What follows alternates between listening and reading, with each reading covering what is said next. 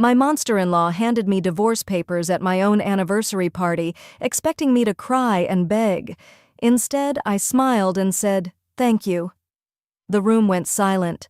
What she didn't know? I was a secret billionaire, and I'd already taken everything from her family, legally. Game over, Camilla. My name is Elizabeth, and exactly 1 year ago today, I made what everyone thought was the biggest mistake of my life. I married Oliver Thompson, but standing here in this glittering ballroom, wearing a red dress that cost more than most people's cars, holding divorce papers wrapped in a silver bow, I can tell you that marrying him wasn't the mistake. Trusting his mother was. Let me paint you a picture of tonight. Crystal chandeliers hanging from 20-foot ceilings, each one probably worth more than a house. An orchestra playing classical music in the corner, champagne flowing like water, and 300 of the city's elite gathered to celebrate my first wedding anniversary. Sounds romantic, right? Except my husband's mother, Camilla Thompson, is the one who planned everything, and Camilla has never done anything out of love for me. I should have known something was wrong the moment I walked in. Camilla wore white, not cream, not ivory, pure white, like she was the bride at her own son's wedding. She moved through the crowd like a queen, accepting compliments, directing staff, making sure everyone knew this party was her creation. Oliver stood beside her like a well-trained puppy, nodding at everything she said. That's my husband, ladies and gentlemen, 32 years old and still can't say no to mommy. The party was in full swing when Camilla clinked her champagne glass, demanding everyone's attention. My stomach dropped. I knew that smile on her face, that victorious gleam in her eye. I'd seen it before, every time she'd managed to humiliate me over the past year. "Ladies and gentlemen," she announced, her voice dripping with false sweetness, "I have a very special gift for my dear daughter-in-law on this momentous occasion." The orchestra stopped. The room fell silent. A spotlight appeared out of nowhere, landing directly on me. I felt 300 pairs of eyes boring into my skin. Camilla approached me with this elegant silver box, wrapped with a pristine white bow. She was practically glowing with satisfaction. "Open it, dear," she cooed, loud enough for everyone to hear. "This is something very special." My hands were steady as I took the box. I could feel the weight of it, could sense something was very wrong. But I opened it anyway, slowly pulling off the bow, lifting the lid. Inside, nestled on white silk, were divorce papers, notarized, dated, ready for my signature. The gasps around the room sounded like a wave crashing. Someone dropped their champagne glass. I heard the crash, heard the whispers starting like wildfire. Camilla's smile widened into something cruel and triumphant. "Happy anniversary, dear," she said, loud enough for the microphones to catch. Yes, she'd invited media to this. "You're free now, free to go back to wherever you came from." This was it. This was her grand finale. Camilla had spent an entire year making my life miserable, treating me like hired help, calling me a gold digger who'd trapped her precious son. She'd made me clean, cook, serve drinks at family gatherings while she told anyone who'd listen that I was nothing, that I came from nothing, that I'd married Oliver for his money. And now, in front of 300 people and cameras, she was publicly throwing me away like garbage. Everyone expected me to cry, to break down, to run out of that ballroom sobbing. I could see it in their faces, that mixture of pity and morbid curiosity. Even Oliver looked away from me, ashamed but not ashamed enough to stop his mother. Instead, I smiled. Not a sad smile, not a fake smile, but a genuine, bright smile. I looked Camilla dead in the eyes and said, "Thank you, Camilla. This is exactly what I needed." The confusion on her face was priceless. The room went from shocked gasps to dead silence. You could have heard a pin drop on that marble floor. Camilla's smile faltered, her eyes narrowing. What do you mean?" she stammered. I carefully placed the divorce papers back in the box and set it on the nearest table. "All in good time," I said calmly. "Let's not ruin the party you worked so hard to plan. Please, everyone, continue celebrating." I walked away from her, my heels clicking on the marble floor, leaving her standing there looking panicked for the first time since I'd met her. The orchestra started up again, confused, but the party didn't really continue. People huddled in groups, whispering, staring, trying to figure out what just happened. Camilla tried to regain control, laughing too loudly, telling people it was all a misunderstanding, but I could see the cracks forming. She kept watching me nervously as I calmly sipped champagne and chatted with guests like nothing had happened. Daniel tried to approach me twice. I turned away both times. He didn't deserve my attention. Not anymore. You see, there's something Camilla doesn't know. Something nobody in this room knows except my lawyer, who's standing by the bar pretending to be just another guest. Let me tell you who I really am. I'm not just Elizabeth, the poor nobody from nowhere. I'm Elizabeth Hartford. My father is Jonathan Hartford, founder and CEO of Hartford Technologies. You might have heard of it? It's only worth $3.8 billion. My father built a tech empire from nothing, and I'm his only child, his sole heir. When I met Oliver 2 years ago, I was tired. Tired of men who saw dollar signs when they looked at me. Tired of fake friends and fake smiles. So I did something crazy. I hid who I was. I took a simple job as a marketing manager at a mid-level firm, rented a modest apartment, drove a normal car. I wanted someone to love me, not for my father's money. Daniel seemed different at first. Sweet, attentive, genuine. We fell in love, or at least I did. He proposed after 6 months and I said yes. I thought maybe, just maybe, I could have a normal marriage with someone who loved me for who I was inside. Then I met Camilla. From the very first dinner, she looked at me like I was dirt on her shoe. "So, Elizabeth," she'd said, her voice dripping with disdain, "Daniel tells me you work in marketing? How quaint." The way she said it made it sound like I cleaned toilets for a living, and it only got worse from there. She made me serve at family dinners while she sat like a queen. She criticized everything I wore, everything I said, everything I cooked. Once I spent 6 hours making a traditional family recipe for Sunday dinner. She took one bite, made a face, and threw the entire plate in the trash right in front of me. "Inedible," she declared. "This is why poor people shouldn't try to cook for their betters." I endured it because I loved Oliver. I kept thinking he'd stand up for me, defend me, choose me over his mother's cruelty. But he never did. He'd just say, "That's just how Mother is," or "Try not to take it personally," or my personal favorite, "She'll warm up to you eventually." She never did. Instead, she got worse. 3 months ago, everything changed. I was coming back from the kitchen at their mansion when I heard voices from the study. The door was slightly open and I recognized Camilla's voice immediately. "1 year is enough, Oliver," she was saying. "Divorce her. I've already found someone better for you. Catherine Wellington, remember her? From the country club? Her father owns half the real estate in this city." My blood ran cold. I pressed myself against the wall, listening. "But Mother," Oliver said, and God, even his voice sounded weak, "I do care for her." "Care?" Camilla laughed, harsh and cold. "Daniel, darling, she has nothing. No family worth mentioning, no money, no connections. The Thompson Empire needs a proper heir's wife, not some nobody playing dress-up. We'll throw her an anniversary party, make it public, give her divorce papers, and be done with it. Clean, simple, humiliating enough that she won't fight back." There was a long pause. Then Oliver said, "If you think it's best, Mother." If you think it's best, Mother. Not, "I love my wife." Not, "That's cruel." Just, "If you think it's best." I didn't cry that night. I didn't scream or throw things or confront them. Instead, I went home to my apartment that Oliver thought was all I could afford, and I made a phone call. "Hi, Dad," I said when my father picked up. "I need to tell you something, and then I need your help." My father was furious when I told him everything. He wanted to destroy the Thompsons immediately, publicly, painfully, but I convinced him to let me handle it my way.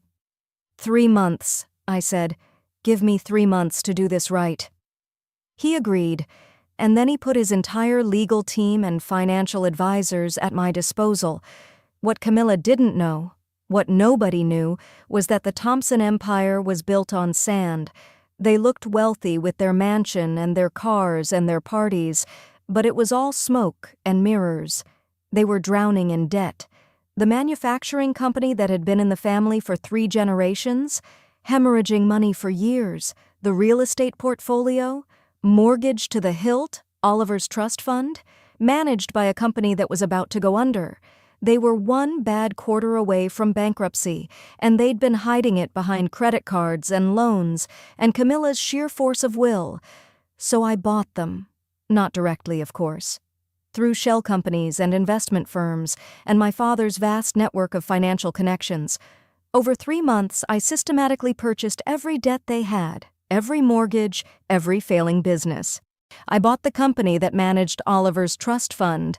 I bought the commercial real estate they thought they owned. When their bank was about to foreclose on their precious mansion, I bought the mortgage. By the time Camilla was planning my humiliation party, I owned everything. The Thompson family just didn't know it yet. And that hotel where we're having this anniversary party? I bought it last week. The staff taking orders from Camilla? They're actually working for me now. Even the lawyer standing by the bar, casually sipping whiskey? Mine.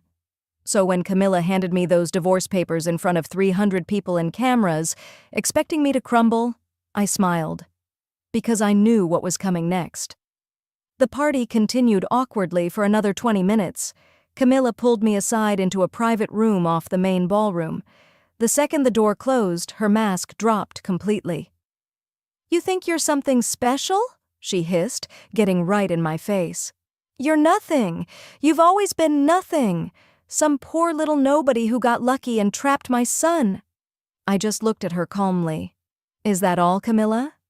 "I never wanted you in this family," she continued, her voice rising. "You're not good enough. You'll never be good enough. Oliver deserves better. Someone with class, with breeding, with money, not some pathetic little gold digger who probably planned this whole thing." The irony was delicious. "Sign those papers and disappear," Camilla demanded, "or I'll make the rest of your life a living hell. You think this past year was bad? I'm just getting started." I tilted my head, studying her.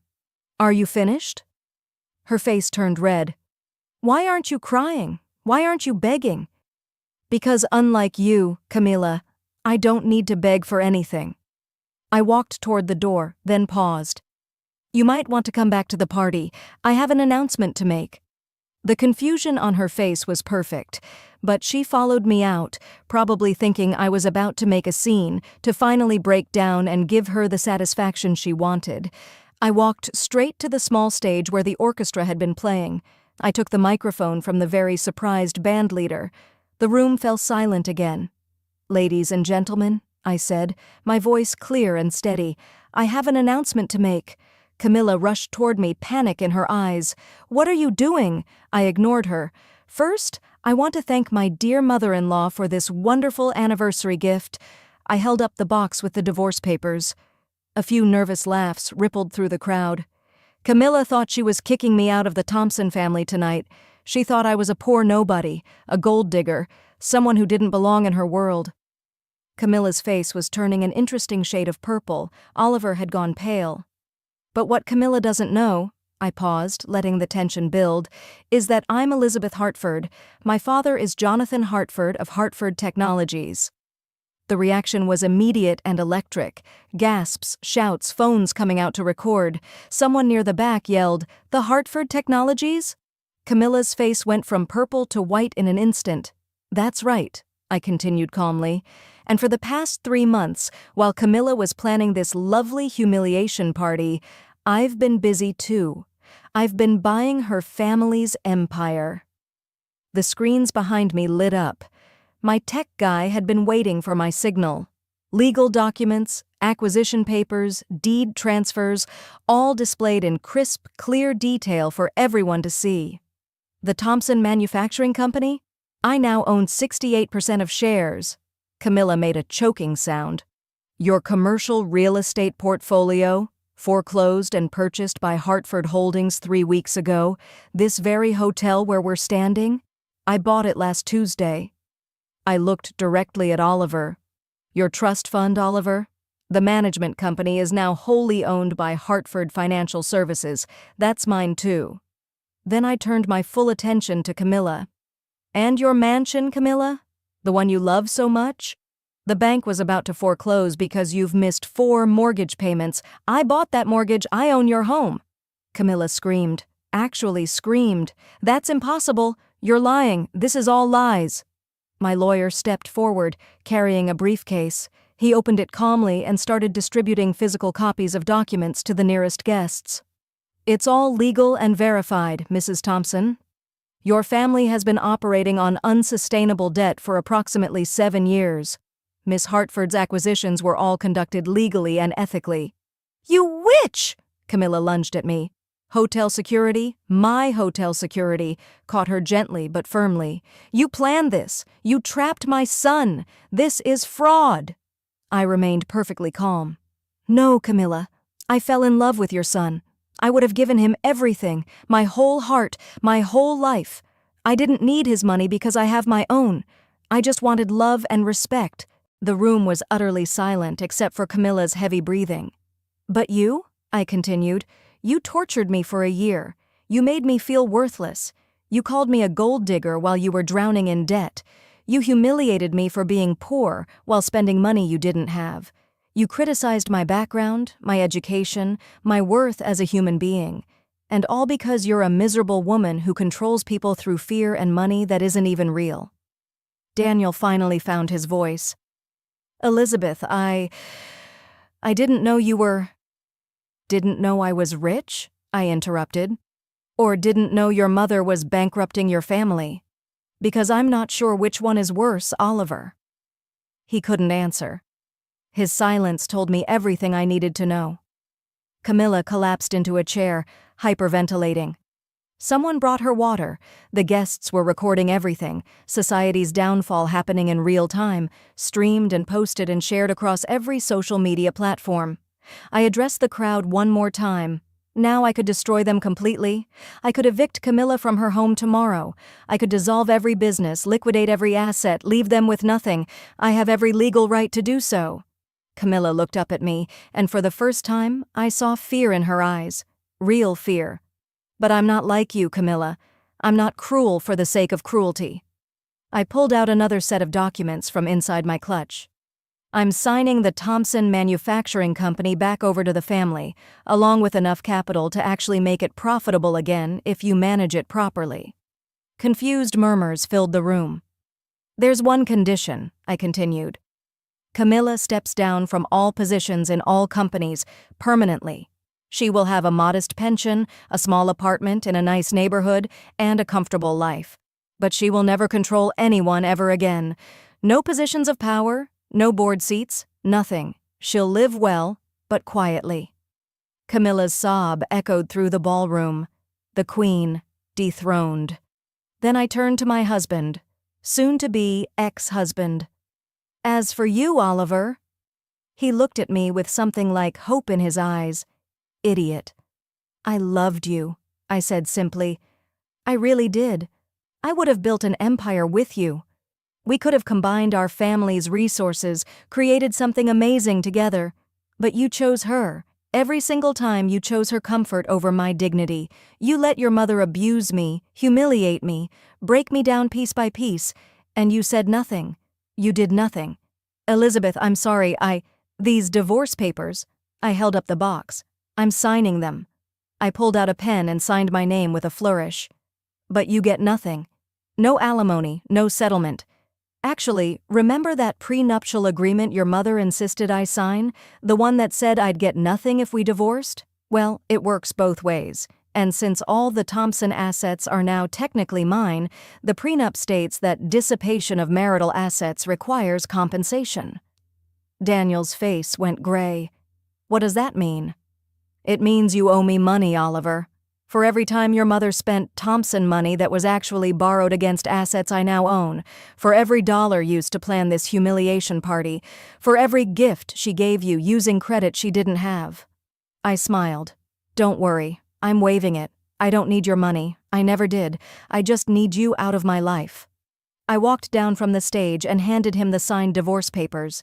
Congratulations on your freedom, Oliver. I hope you use it to finally grow a spine. The crowd parted as I walked toward the exit.